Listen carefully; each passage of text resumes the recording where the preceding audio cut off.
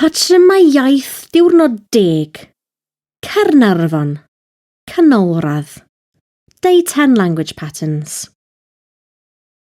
Your day in Caernarfon helps prepare you for the canolradd exam. Here's a quick overview of the exam content. 1. Gwranto, 50% o'r cymhwyster. Prawf gwranto a deall. Dialog, bwletin newyddion. 2.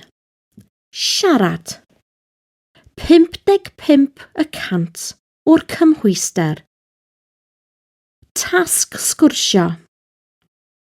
Tasg sgwrsio wedi recordio ymlaen llaw. 50%. Prawf siarad. Trafod pwnc. Sgwrs gyffredinol. 40%. Rhif 3. Darllen. 9% o'r cymhwyster.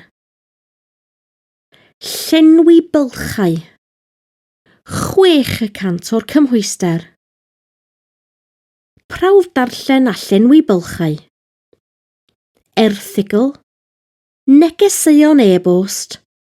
Llenwi bylchau. Rhif 4. Ysgrifennu. 15% o'r cymhwyster. Prawf ysgrifennu. Llythyr. Ffurflen.